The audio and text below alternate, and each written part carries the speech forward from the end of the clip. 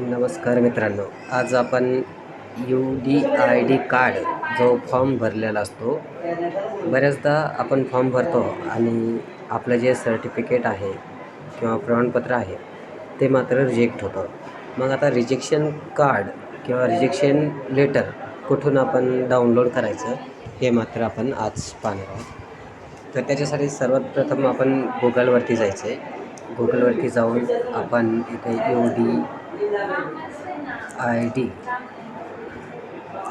UDID card UDID card असं search करायचं आहे. सर्च केल्याच्यानंतर पहिली वेबसाईट आपल्याला मिळते,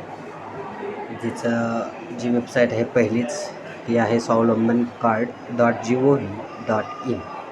या वेबसाईटवरती आपल्याला जायचं आहे. आता या वेबसाईटवरती गेल्याच्यानंतर आपल्याला सगळ्यात महत्त्वाचं म्हणजे साईट ओपन झाली की बघायचं. आता हे बघा, ही साईट पूर्ण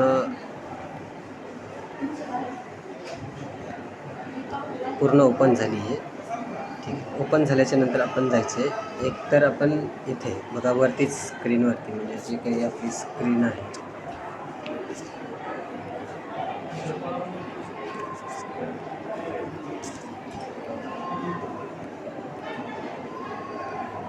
इथं ट्रॅक युअर ॲप्लिकेशन यावरती जायचं आहे. ट्रॅकवरती गेल्याच्यानंतर आपल्याकडे एवढ्या पद्धतीने आपण सर्च करू शकतो आपलं जे प्रमाणपत्र आहे ते. इथं समजा आपण मोबाईल नंबर टाकला,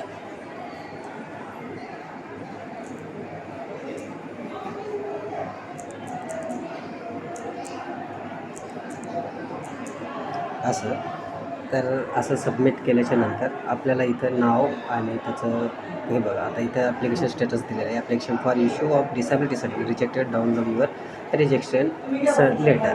आता हे डाउनलोड करत असताना कसं करायचं की या ठिकाणी आल्याच्यानंतर हा जो आपला इनरोलमेंट नंबर आहे तो कॉपी करायचा. त्यानंतर इथं बघा खाली दिलेला आहे, please go to PWD log in for more डिटेल्समध्ये जायचं आहे. तिथे गेल्याच्यानंतर क्लिक हिअर करायचं आहे. इथे केल्याच्यानंतर असा एक विंडो ओपन होईल आणि या विंडोमध्ये आल्याच्यानंतर आपण जो काही इनरोलमेंट नंबर आपण कॉपी केला होता तो इथे पेस्ट करायचा. त्यानंतर डेट ऑफ बर्थ आपल्याला माहिती आहे, आधार कार्डवरती डेट ऑफ बर्थ असते ती याच्यामध्ये टाकायची. आता डेट ऑफ बर्थ टाकल्याच्या नंतर इथं बघा खाली कॅपचा दिलेला आहे. त्याची असे 2 कॅपचे वेगवेगळे दिलेले असतात. त्याचे आपल्याला इथं चिन्ह पण दिलेले असतात. मध्ये नेमकं काय करायचं, प्लस करायचं का मायनस करायचं. तर आता इथं दिलेलं आहे 3 + 10 म्हणजे टोटल त्याची 13 असं संख्या टाकायची आणि इथे लॉग इन करायचं. लॉग इन केल्याच्यानंतर आपलं जे एक पेज आहे तर ते असं निर्माण होतं आणि आपल्याला लक्षात येतं की इथं लगेच आपल्याला वरती दाखवतात की not verified remark patient advance surgery and treatment. म्हणजे जे काही आपण सर्टिफिकेट टाकलं होतं तर ते मात्र आपल्याला इथं मिळून जातं. तर हे जे काही डाउनलोड रिजेक्शन लेटर इथं बघा लाल अक्षरामध्ये दाखवतं ते मात्र आपल्याला तिथं क्लिक केल्याच्या नंतर असं क्लिक केल्याच्यानंतर लगेच सर्टिफिकेट डाउनलोड होतं आणि आपण बघू शकता की याच्यात कारण, UDID नंबर आणि काय कारण दिलेलं आहे.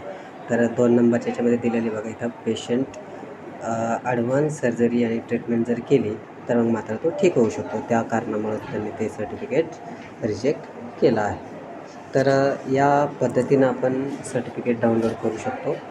म्हणजेच जे काही आपलं डाउनलोड रिजेक्शन आहे तर ते आपल्याला लक्षात येईल आणि आपण त्या बेसवरती ते घेऊन आपण परत विचारणा करू शकतो. जर तुम्हाला काही डाऊट असेल तर तुम्ही ज्या ठिकाणी तपासणी केलेली आहे त्या ठिकाणी तुम्ही जाऊ शकता आणि परत त्यांना सांगू शकता की हे म्हणजे का आहे किंवा का नाही आहे हे तुम्ही त्यांना विचारू शकता. तर अशा पद्धतीनं मित्रांनो आपण जे रिजेक्शन कार्ड आहे ते बघू शकतो. त्यानंतर आपण इथून लॉगआउट करायचं आहे आणि त्याची प्रिंट घ्यायची आहे.